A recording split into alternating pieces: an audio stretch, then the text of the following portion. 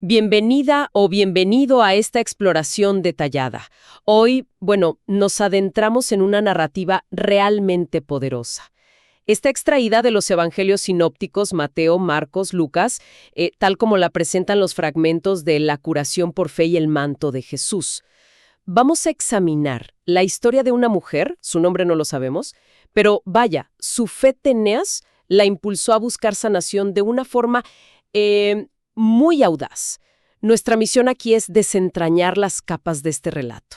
O sea, la profundidad de su sufrimiento, el clímax de su encuentro casi clandestino con Jesús y, el eco duradero de este evento. ¿Qué podemos extraer de su perseverancia casi desesperada, diría yo, y de la sorprendente respuesta que obtuvo? Bien, vamos a analizar esto a fondo. Exacto. Es una historia que, fíjate, a pesar de su brevedad en los textos, condensa una carga humana enorme. Analizaremos no solo el milagro en sí, que ya es impactante, sino también el contexto social, que era pesadísimo en esa época, y la desesperación personal que la motivaba, y la naturaleza misma de la fe que se describe aquí. Es un relato que sigue vibrando por su humanidad cruda, ¿sabes? Y su mensaje de esperanza contra todo pronóstico. Empecemos entonces por situarnos en la vida de esta mujer, antes de ese momento crucial. Las fuentes nos hablan de 12 largos años, 12 años, lidiando con una hemorragia constante. Tratemos de imaginar lo que eso significa. Un desgaste físico continuo, debilidad crónica, quizá anemia. Una condición que consumía su vitalidad, día tras día. Y no era solo el cuerpo, ¿eh? No, claro. El Calvario iba mucho más allá de lo físico, ¿cierto? La ley levítica, que era central en su sociedad, la declaraba ritualmente impura por su condición. Y esto, no era un simple estigma social, tenía consecuencias devastadoras. Muy concretas. Significaba un aislamiento casi total. Cualquiera que la tocara, o incluso que tocara algo que ella había usado, quedaba impuro también. Imagínate. Una vida en las sombras, marginada de la comunidad, sin poder participar plenamente en la vida religiosa ni familiar. Una auténtica prisión de soledad. Absolutamente. Es fundamental entender la gravedad de ser impura. No era solo, digamos, una cuestión de higiene o salud. Era una barrera religiosa y social, infranqueable. La excluía del templo, de las sinagogas, de las reuniones. Probablemente no podía ni abrazar a sus seres queridos. Terrible. Y a esto se suma, como indican los textos, que había gastado todo su patrimonio en médicos. Todo. Todo su dinero. Y los relatos sugieren que no solo no encontró alivio, sino que quizás hasta empeoró. Imagine la desesperación. Enferma, aislada y arruinada. Una situación límite por donde se la mire. 12 años buscando soluciones, sin éxito. Viendo cómo su salud, su dinero, sus conexiones sociales, todo se desvanecía. Se nos dice que había sufrido mucho a manos de varios médicos. Esto pinta un cuadro de tratamientos, probablemente dolorosos, ineficaces, comunes en la época para afecciones que no se entendían bien. Su caso parecía humanamente perdido. Precisamente, estaba en un callejón sin salida, o eso parecía. Y es en ese contexto de profunda desesperanza que, según leemos, escucha hablar de Jesús de Nazaret. Oye relatos de sus enseñanzas y, crucialmente, de sus sanaciones. Ahí, en medio de esa oscuridad total, se enciende una mínima pero potente chispa de esperanza.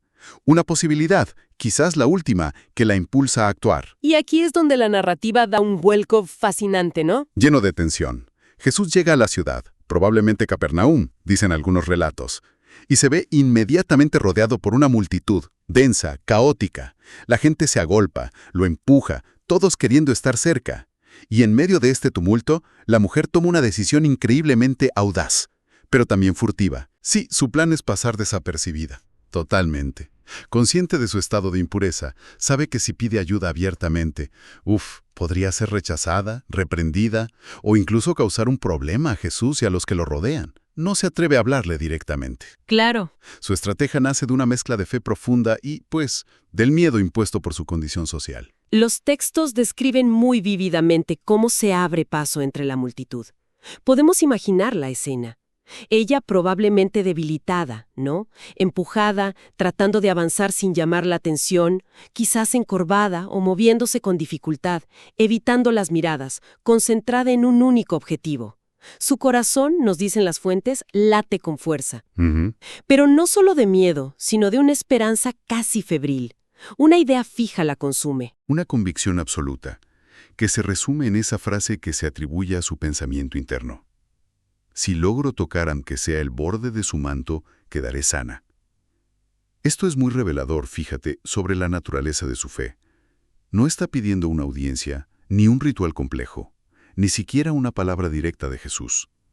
Toda su esperanza se concentra en un contacto mínimo, casi tangencial, con algo que le pertenece a él, el borde de su manto.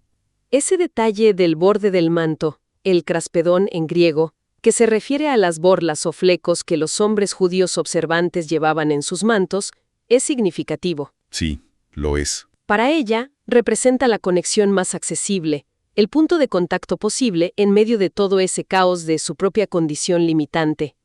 Es una fe que busca una solución de forma casi desesperada, pero increíblemente enfocada. Algunas descripciones sugieren que tuvo que arrastrarse o agacharse mucho para lograrlo. ¡Qué imagen! Cierto, y resalta la determinación que requirió este acto, a pesar de su debilidad, del riesgo de ser descubierta y reprendida por violar las leyes de pureza al tocar a alguien en esa multitud. Su fe la impulsa a superar todas esas barreras, físicas y sociales. Es una fe activa que toma la iniciativa de una manera muy personal y arriesgada.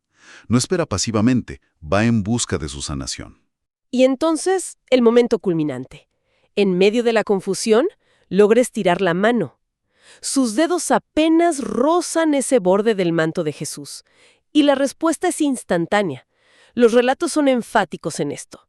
En ese preciso instante, ella siente en su cuerpo que la fuente de su hemorragia se ha secado. ¡Wow! Describe una sensación física, una percepción clara, inequívoca, de que ha sido curada.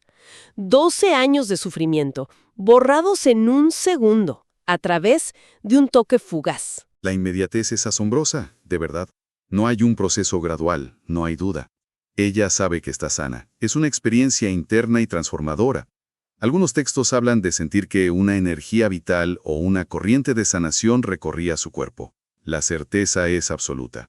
La conexión entre su acto de fe y el resultado es directa y poderosa. Pero aquí la historia toma otro giro inesperado. Justo cuando ella podría haberse escabullido, no, aliviada y anónima. Jesús se detiene. Ajá. En medio de esa multitud que lo apretuja por todos lados, hace una pregunta que desconcierta a sus propios discípulos. ¿Quién me ha tocado? La reacción de los discípulos es totalmente comprensible. Le dicen algo como, Maestro, la multitud te aprieta y empuja por todas partes. ¿Y preguntas quién me ha tocado? Claro, parece absurdo. Parece una pregunta absurda en esas circunstancias. Cualquiera podría haberlo rozado accidentalmente. Pero Jesús insiste. Él sabe que no fue un roce casual. Y aquí viene un detalle crucial que mencionan las fuentes, ¿verdad? Sí, Jesús explica su insistencia diciendo: Alguien me ha tocado intencionadamente porque he sentido que poder ha salido de mí. exacto. En griego la palabra usada es dunamis, que a menudo se traduce como poder, fuerza o virtud. Esto sugiere una percepción real por parte de Jesús de una demanda específica sobre su capacidad sanadora, activada por el acto de fe de la mujer. Exacto. No fue un contacto pasivo. Fue un acto intencional de fe que activó una respuesta, una transferencia de ese poder sanador. Y esto plantea preguntas fascinantes sobre la dinámica de la sanación en estos relatos, ¿no? No parece ser algo que Jesús controle como un interruptor, sino algo que responde a la fe de quien se acerca. Interesante. La fe de ella actúa como catalizador, como la llave que abre esa fuente de poder. Es un cambio de perspectiva interesante. La agencia no está solo en el sanador, sino también en la fe activa del receptor. La mujer, al escuchar esto y al ver que Jesús mira a su alrededor buscándola, se da cuenta de que, pues, no puede permanecer oculta. El texto dice que se acerca temiendo y temblando, consciente de lo que había hecho y, claro, de la sanación recibida. Ujú. Se postra ante él y delante de toda la gente confiesa toda la verdad. Su larga enfermedad, su desesperación, su acto secreto de tocar el manto y la sanación inmediata que experimentó. Es un momento de gran vulnerabilidad, Después de 12 años de ocultamiento y vergüenza, ahora está expuesta, ante la multitud y ante Jesús. Podría esperar una reprimenda por haber violado las normas de pudeza, por haber extraído poder sin permiso. Pero la reacción de Jesús es: Totalmente diferente. Los relatos coinciden en que Jesús la mira no con reproche, sino con compasión, con ternura. No la avergüenza, al contrario, la valida públicamente. Y le dirige unas palabras que deben haber sido como bálsamo para su alma herida durante tanto tiempo. Las palabras clave, citadas de forma muy similar en los evangelios, son: Hija, tu fe te ha salvado. Vete en paz. Analicemos esto un poco. Primero, la llama hija, un término de afecto y pertenencia, ¿no?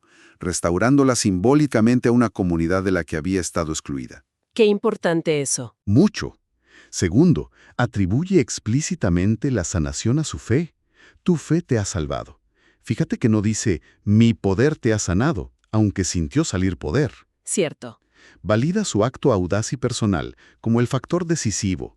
Esto es un reconocimiento inmenso de su agencia. Es una afirmación poderosísima.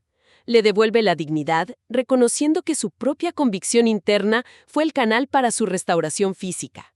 Y luego, esa frase final, vete en paz. Esa frase, vete en paz, en griego ipage eis eirenen, es mucho más que un simple adiós. Significa entra en un estado de bienestar completo, de shalom, en el sentido hebreo. Implica una restauración integral. No solo está curada físicamente de la hemorragia, también es restaurada socialmente. Claro. Al ser reconocida y validada públicamente por Jesús, su impureza ritual queda anulada. Ya no tiene que vivir aislada. Y es restaurada espiritualmente. Se le ofrece paz, reconciliación, plenitud. Es una sanación en todos los niveles de su ser. Entonces, al mirar el conjunto de la historia, tal como nos la presentan estas fuentes, vemos una trayectoria completa, desde la profundidad del sufrimiento y el aislamiento más absoluto, pasando por un acto de fe personal, casi clandestino, pero increíblemente determinado, ¿no? Nacido de la desesperación y la última esperanza. Que culmina en una sanación física instantánea y sorprendente, percibida como una transferencia de poder. Y finalmente, una revelación pública que en lugar de traer condena, trae afirmación, compasión y una restauración total física, social y espiritual centrada en la fe de la propia mujer. Las fuentes subrayan esta interacción entre la necesidad humana extrema, la fe personal audaz y una respuesta divina que combina poder y ternura. Es una narrativa densa en significado. Nos habla de superar barreras, de la importancia de la iniciativa personal incluso en la fe, y de una compasión que mira más allá de las normas sociales o rituales para ver la necesidad humana. Ciertamente. La historia pone de relieve que la fe descrita aquí no es pasiva, no es conformista. Es una fe que actúa, que se arriesga, que busca activamente la transformación a pesar de las circunstancias adversas y las convenciones sociales. Y la respuesta que encuentra no es solo curación, sino una reintegración completa a la vida. Eso es fundamental. Al cerrar esta exploración de los textos sobre la mujer y el manto de Jesús, queda resonando la fuerza de esa fe individual, esa fe que se atrevió a romper barreras. Y nos deja quizás con una reflexión para considerar, ¿no? En un mundo que sigue lleno de barreras tanto visibles como invisibles, sociales, económicas, psicológicas, espirituales, ¿qué formas toma hoy esa fe audaz y personal?